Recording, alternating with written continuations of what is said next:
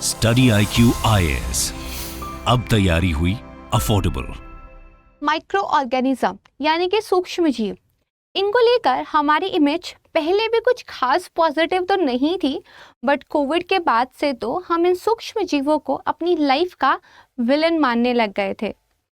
लेकिन क्या हो कि मैं आपको बताऊं, ये जो टाइनी ऑर्गेनिज्म होते हैं ये सुपर हीरो वाला काम भी करते हैं।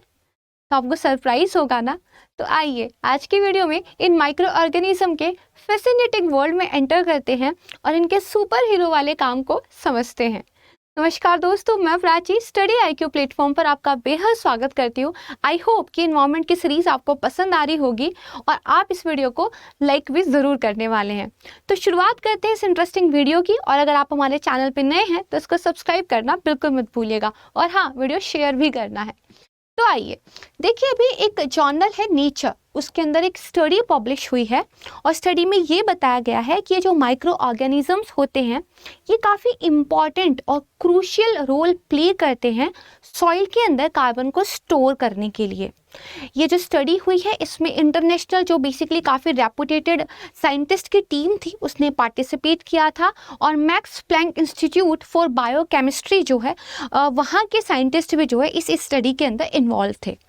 अब आपके मन में एक सवाल उठा होगा कि ये टाइनी ऑर्गेनिजम्स भला सॉइल के अंदर कार्बन को स्टोर करने में हेल्प कैसे करते हैं। बट मैं आपको बताऊं, ज़्यादा इम्पॉर्टेंट सवाल ये है कि आखिर हमें सॉइल के अंदर कार्बन को स्टोर करना क्यों है। तो पहले इसका जो है जवाब तलाशते हैं। तो आपको पता है कि देखिए क्लाइमेट चेंज हो रहा है, राइट है, और वो क्लाइमेट चेंज जिस वजह से हो रहा है उसका रीज़न है ग्रीन हाउस गैसेस। और आप ये भी जानते होंगे कि कार्बन डाइऑक्साइड एक ग्रीन हाउस गैस है, यानी कि जितना ज़्यादा कार्बन डाइऑक्साइड आप एटमॉस्फेयर में रिलीज करते हो उतना ज़्यादा ये हमारी अर्थ को दरअसल गर्मी देने के लिए अपना एक इम्पॉर्टेंट रोल प्ले करता है। यानी कि कार्बन डाइऑक्साइड को आप डायरेक्टली रिलीज कर सकते हो दुनिया के अंदर जो ये टेम्परेचर बढ़ता जा रहा है। तो इसका मतलब अगर क्लाइमेट चेंज होने से रोकना है तो इस टेम्परेचर को कम करना होगा। इसका मतलब एटमॉस्फेयर से कार्बन डाइऑक्साइड को कम करना होगा। तो यहाँ पर देखिए, ये जो सॉइल है इसके पास आपके लिए एक मैसेज है, और मैसेज ये है कि ये सिर्फ एक डर्ट नहीं है बल्कि आपके प्लैनेट के इकोसिस्टम का एक बेहद इम्पॉर्टेंट पार्ट है। तो ये जो डर्ट है ना सिर्फ पूरे एग्रीकल्चर के लिए ये बेस का काम करता है जिसके बिना हम भूखे रह जाएंगे, बल्कि ये जो कार्बन डाइऑक्साइड है इसको स्टोर करने का भी एक बहुत ज़रूरी काम करता है। और आपको पता है किसी भी टेरेस्ट्रियल इकोसिस्टम के बजाय ये जो सॉइल है ये सबसे ज़्यादा कार्बन स्टोर करने का काम करता है। तो इसका मतलब इस सॉइल को हमें इसका काम करते रहने देना है, और अगर कोई इसकी हेल्प कर रहा है इस काम में तो हमें उसके बारे में भी पता होना चाहिए। तो ये जो बेसिकली माइक्रो ऑर्गेनिज्म है ये सॉइल के अंदर इसी कार्बन डाइऑक्साइड को स्टोर करने में हेल्प कर रहे हैं। मोटा मोटा मैं एक बार रिपीट करती हूँ ताकि आपको समरी समझ में आ जाए। अगर हमें जलवायु परिवर्तन होने से रोकना है तो हमें जो बेसिकली एटमॉस्फेयर है उसमें से कार्बन डाइऑक्साइड को कम करना पड़ेगा। सॉइल इसका एक बहुत अच्छा नेचुरल कार्बन सिंक है। नेचुरल कार्बन सिंक हम उनको कहते हैं जो कार्बन को बेसिकली अपने अंदर स्टोर रखते हैं। For example soil and oceans. Oceans और सॉइल के अंदर जो कार्बन है वो ना सिर्फ डिकेड्स तक बल्कि सेंचुरीज तक स्टोर होके रहती है। बट आपको पता है इंसानों ने जहाँ जहाँ पर भी अपना बेसिकली एक राज्य जमाया है वहाँ वहाँ उन्होंने नेचर के अंदर डिस्टर्बेंस बहुत ज़्यादा बढ़ा दी है, और इस वजह से जो सेंचुरीज से स्टोर कार्बन डाइऑक्साइड था वो भी अब एटमॉस्फेयर में रिलीज होने लगा है। और हमें इस मैकेनिज्म को समझना इम्पॉर्टेंट है यदि हमें क्लाइमेट चेंज होने से रोकना है। तो अब यहाँ पर देखिए, इस माइक्रो ऑर्गेनिज्म के पास भी आपके लिए एक मैसेज है। ये कह रहा है कि जो क्लाइमेट चेंज जिसको आप इतना पढ़ते हैं सुनते हैं, इसको फाइट करने में ये आपको बहुत ज़्यादा हेल्प कर सकता है।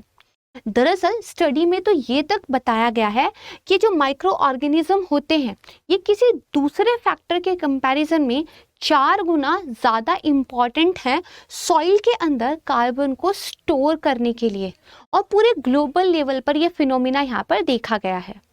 तो ये पूरा का पूरा काम होता कैसा है, अब इस पर बात करते हैं। तो देखिए, आपको पता है कि बेसिकली जब हम खाना खाते हैं, राइट है, तो खाना खाने के टाइम पर हमें काफ़ी सारे न्यूट्रिएंट्स जो है मिलते हैं और उसकी वजह से हमारी ग्रोथ होती है। लेकिन साथ में बेसिकली हम जो है रेस्पिरेशन की प्रक्रिया से भी गुजरते हैं, यानी कि श्वसन की प्रक्रिया। इसमें हम ऑक्सीजन लेते हैं और कार्बन डाइऑक्साइड को छोड़ते हैं। यानी कि एक प्रक्रिया तो वो है ग्रोथ, जिसमें हम कार्बन को कंज्यूम कर रहे हैं, और एक प्रक्रिया बेसिकली कौन सी है, आपका मेटाबॉलिज्म, जिसमें हम कार्बन को रिलीज कर रहे हैं। अगर ये समझ लिया तो आपको पूरा कॉन्सेप्ट समझ में आ जाएगा। तो शुरुआत करते हैं। देखिए, आपको पता है कि पौधे अपना खुद का खाना बनाते हैं, राइट है, और बाकी पूरी जो है दुनिया इनके ऊपर डिपेंडेंट है। तो पौधे जो खाना बनाते हैं, आपको पता है सूर्य का प्रकाश और कार्बन डाइऑक्साइड लेकर जो है वो फूड को क्रिएट करते हैं। यानी कि कार्बन डाइऑक्साइड को उन्होंने क्या किया है, एटमॉस्फेयर से सोक किया है, ये फूड बना है। इसी फूड पर बहुत सारे ऑर्गेनिज्म जो है बेसिकली डिपेंड रहते हैं। तो ये जो माइक्रो ऑर्गेनिज्म है, ये भी अगर आप देखोगे तो जो सॉइल का एक ऑर्गेनिक मैटर है, राइट, अगर उसको कंज्यूम करता है तो इसकी ग्रोथ होती है, राइट है, और अगर ग्रोथ होती है तो मतलब मोर कार्बन को ये कंज्यूम कर रहे हैं। और इसीलिए बताया गया है कि माइक्रो ऑर्गेनिज्म अगर सॉइल में ग्रो करेंगे तो ये कार्बन को स्टोर करने में काफ़ी हेल्पफुल रोल यहाँ पर प्ले करते हैं। दरअसल ऐसा नहीं था कि हमें इनके इस रोल के बारे में पहले नहीं पता था, बट अब स्टडी ने मोर फोकस होकर जो है बेसिकली इस बारे में बताया है। और जैसा कि मैंने आपको कहा, 4 टाइम्स मोर इम्पॉर्टेंट है ये अन्य किसी भी फैक्टर के कंपैरिजन में। दूसरी चीज़ समझते हैं। दूसरी चीज़ है मेटाबॉलिज्म।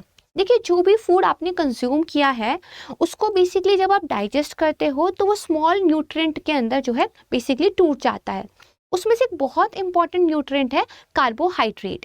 ये कार्बोहाइड्रेट के अंदर कार्बन होता है, हाइड्रोजन होता है, ऑक्सीजन होता है, राइट है, और आपकी बॉडी बेसिकली इसको जो भी डेली एक्टिविटीज़ होती हैं उनको करने के लिए, एनर्जी प्राप्त करने के लिए यूज़ करती है।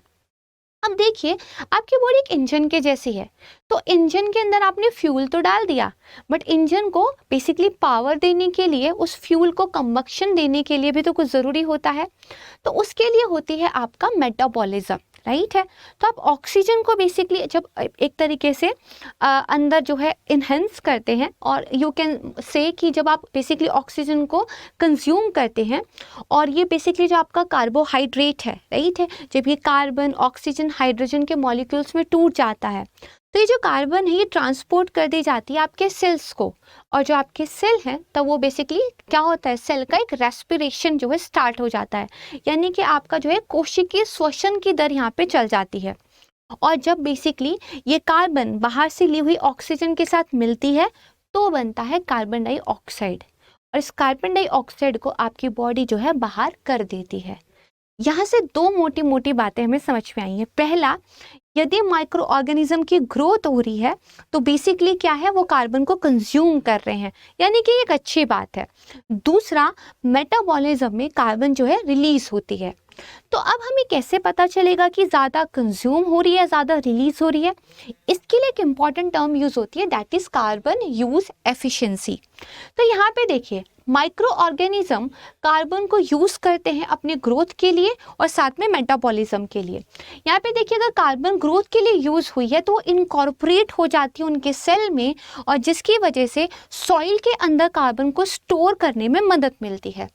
दूसरी तरफ अगर आप देखोगे तो बेसिकली कार्बन जो है यहाँ पे आप देखिए मेटाबॉलिज्म के लिए यूज़ होती है, जहाँ पे रिलीज हो जाती है एयर में कार्बन डाइऑक्साइड के रूप में, और जो क्लाइमेट चेंज में बेसिकली कंट्रीब्यूट करती है।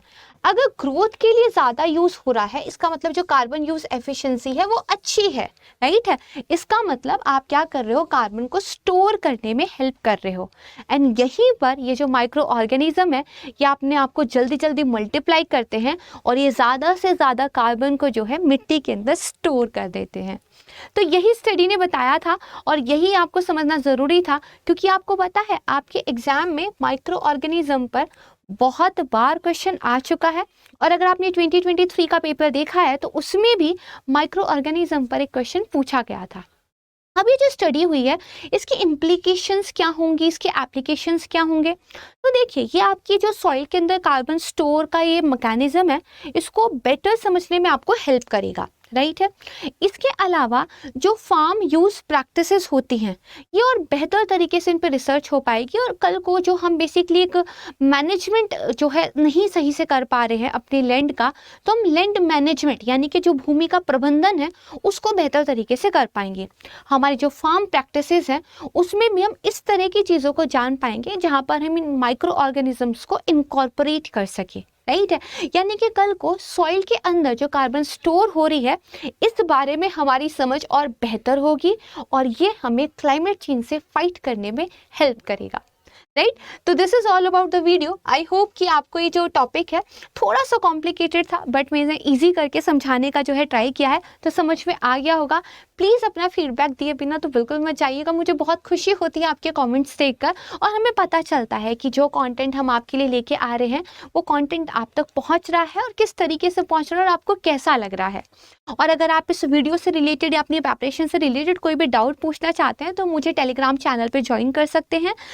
बेसिकली इसको स्कैन कोड को भी स्कैन करके आप जो है यहाँ पे मुझे ज्वाइन कर सकते हैं। और स्टडी IQ के साथ बने रहिएगा, इसी तरह के इंपॉर्टेंट वीडियो जो है हम आपके लिए लेकर आते रहेंगे। और एनवायरनमेंट और साइंस टेक की ये जो सीरीज़ है इसको आपने रोज़ाना देखना है, क्योंकि इसमें रोज़ाना वीडियो आपके जो है अपडेट होंगे।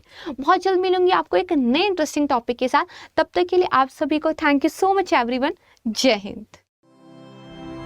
स्टडी IQ IAS, अब तैयारी हुई अफोर्डेबल।